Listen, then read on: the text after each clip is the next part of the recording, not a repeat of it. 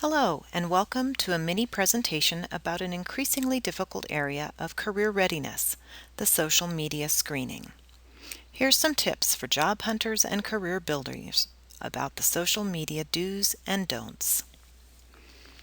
Social media refers to Facebook, Twitter, blogs, photo sharing sites, and a variety of other innovations that many people take advantage of in their personal lives. The trouble is that employers are sometimes viewing these sites as part of their candidate search and eliminating from consideration some candidates that post questionable items.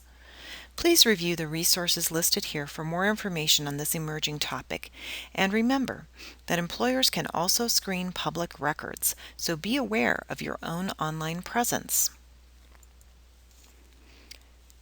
Employers screen through social media for several reasons: to make their job easier, to make sure they won't be embarrassed by something you do or did, or to make sure that you're a good fit for the job or organization.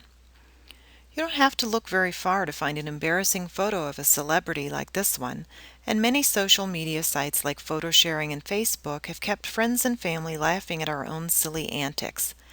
But what if it cost you your dream job? Before there was OMG, there was WYSIWYG. That means what you see is what you get, and employers want to see what they will get if they will hire you before they hire you. It's not illegal for employers to check your social media sites, and they don't need to warn you or even tell you that they did it. You may never know. Many employers don't admit to doing it, and some even have official policies against it. But it is done, so it's best to be prepared and control whatever image is out there about you.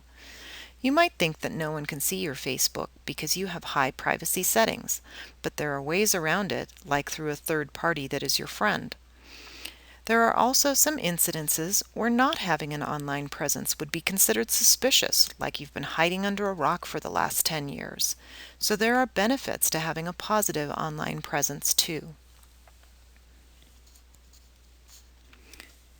Good or bad? Do you have any of these photos lurking on your online image? Which of these do you think an employer would find positive? These photos were all easily found online and are real people. Did you pick which photos here would be okay? My pick is only one of them, the hiker.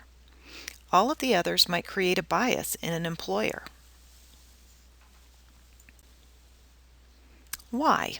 According to the Next Web, 37% of employers admit to social media screening.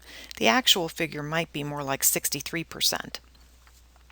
They look for a professional image, an organizational fit, your qualifications, a well-rounded applicant, and potential hire hazards.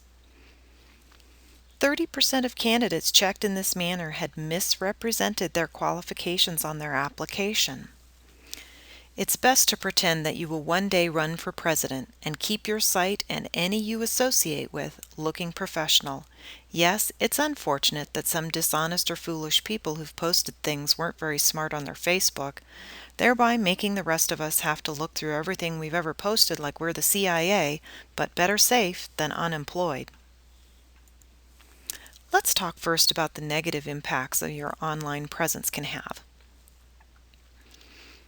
Things that might cost you a job offer include inappropriate or provocative photos, drinking or drug use, and that can be a photo, a reference, or an implication. Poor communication skills, and yes, that means grammar and spelling. Also, your words. If they are discriminatory, racist, inflammatory, they are negative about a former employer or other people. If you mention on your Facebook that you don't have that bachelor's degree because you never passed your last math class, well, those are things that can get you not hired.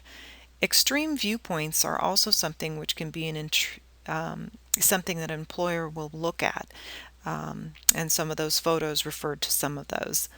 Iffy things are friends and comments about you by others. An exercise is to try to Google your name. In addition to reviewing all your Facebook or online photos and friends, Yes, your friends do have an impact on your potential employer's views of you.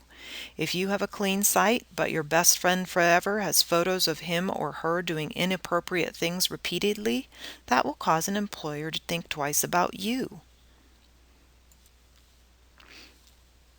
Now that I've made you paranoid about what's on the web about you, remember that there's also positive effects from a well-managed online persona. NextWeb reports that 30% of employers stated social media screening had a positive impact on hiring due to that professional image. It corroborated the qualification claims, or it showed a wide range of interests, like the hiker in the photo earlier. It displayed excellent communication skills and showed creativity, and it displayed a positive networking or good recommendations for others. If you're thinking that your online presence sort of sounds like a job interview, well, it is. Think of your online presence as your online resume, whether you're looking for a job right now or not. It also helps to think of yourself and all your friends as your agents. Movie stars and politicians have publicity people who help craft their public image. You remember those photos donating all those big checks. Those aren't by accident. The best time to start crafting your image is now. So don't panic if you haven't been perfect all your life. You can take some steps right now to delete, correct, or overwrite the things of the past. If you've made some bad choices, delete or replace what you or your friends can.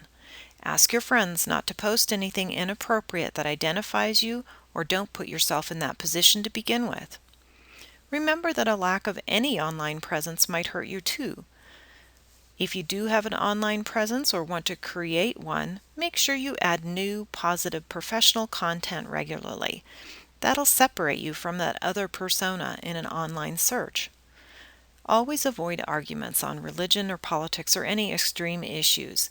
Don't say negative things. And remember, your Facebook or your blog is your online resume. So have correct grammar and spelling, and choose your friends wisely.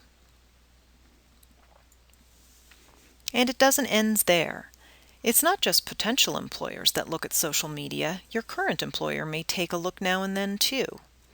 Managing your online presence or e-reputation continues after you get a job. 8% of companies say they have fired someone for misuse of or inappropriate social media postings, because what you post reflects on them.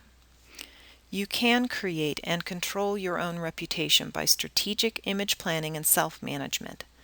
Don't forget to post those positive things regularly, and Google your name periodically as if you are a potential employer. Don't forget to enlist your friends in your efforts. If they're sinking your boat, just remove them and get in touch with them some other way. You can be a good friend to others by not posting embarrassing photos or rude comments about them either. What's funny today could cost someone a job tomorrow. You don't have to be an expert on computers to do some reputation management either. You can create a professional-looking blog for free from a template online through several sites, or you can click on this site, which talks about creating a professional Facebook page. There's lots of examples online. Check out professionals in your career path. Are they private or are they public? Check out trade magazines and networking association blogs. Check out websites. And remember, you can check out potential employers the same way they check you out. What do they do? And use that as an example. I hope you've enjoyed this and it's been helpful. Thanks for watching.